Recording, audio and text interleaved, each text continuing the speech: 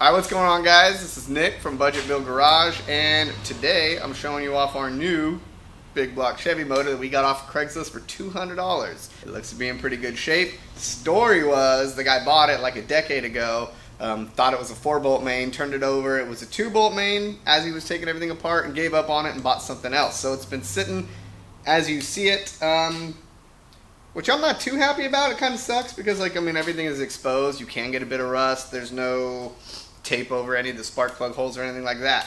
But at $200, I felt it was worth the risk. It barred over just fine. I'll show you that in a second, and I'll show you a couple of things about a Chevy big block, how you can kind of tell right away it's a big block, stuff like that. Over the next few weeks or a few months even, who knows, what we're going to do with this thing is we're going to put on what we're missing. I'm going to get on Craigslist most likely and buy a used intake. We'll find some headers for it. We'll replace the oil pan because I'll show you in a second. It's junk. There's no oil pump in it. While I'm there, I'll pull off the dampener and we'll do a new timing chain. We're going to do bare minimum to this thing at first just to get it in the car and get it running. And then once it's in the car and once it's running, we'll go from there. Swap out new heads, put something better on it, and I mean, who knows, really. We'll just kind of go with it as it goes. It'll be awesome. So yeah, I'll show you a couple cool things about it. Here on your exhaust ports. Unlike the small block Chevy, where the two middle exhaust ports are next to each other, all of these are evenly spaced out. So that's another kind of like right away, I'm like, oh yeah, it's a big block. Other than physical size, because honestly, you look at them enough, you're like, that's a big block. That's a big block Chevy. That's a 440.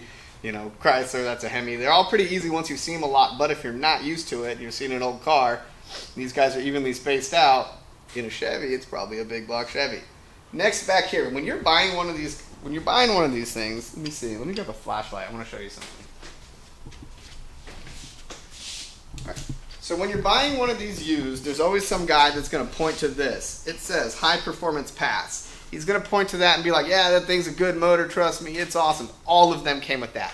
Don't let some guy tell you it says high performance on it, so it's a high performance motor. It's not. All the big blocks came like that. Cool. It comes right off.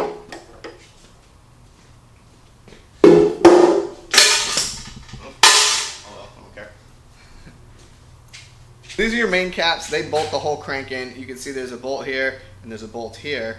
Of course, it's the same on all the caps. If it was a 4-bolt, this would come out. You'd have a little more casting right here, and there'd be a secondary bolt right here. Now, a 2-bolt and a 4-bolt main, obviously a 4-bolt is stronger. That's just how it is. But that doesn't mean the 2-bolt isn't good. A lot of people kind of think 2-bolts are worthless. They're not. You can build this thing way over 500 horsepower with no problems. I've seen it done. I've done it. It's not that big of a deal. I've run 2-bolts up to like 550 horsepower, and they've never had a problem. Anything will break if you're being mean enough to it. Now that we have this thing flipped over, I'm going to be honest, everything looks really good. I'm not mad at this. As you can see, whichever piston is farthest in the cylinder at that time, when you're looking at it from the bottom, you could see where the piston would travel. You can see if it's got rust on it. You can see if the cross hatching looks awful or if it looks pitted or anything like that. Honestly, man, this thing looks really good. I have high hopes for this little engine. Well, actually, it's a huge engine. It's like 800 pounds. But I have high hopes for this thing. We're going to do some of the bare minimum, like I said, and let's just hope it runs. And we'll stick it in the El Camino. I'd like a big block El Camino. Yeah, cool. I'm very happy with this so far. If you have any questions on a big block Chevy, if you have any questions on really anything, let me know in the comments. I'll be happy to respond to them. If you like the engine, tell me why you like it. If you don't like it, tell me why you don't like the big block. I think they're awesome. I think they're great. So that's it for this episode. If you want to see more of the big block, let me know. If you have questions on it, put them down in the comments. I'll respond to them. Over the next few weeks, like I said, I should be ordering some cool parts, throwing some stuff in. I'll show you how to do a timing chain. I'll show you how to remove the balancers and everything with a puller kit. And we'll get this thing going as fast as you can. See you on the next episode.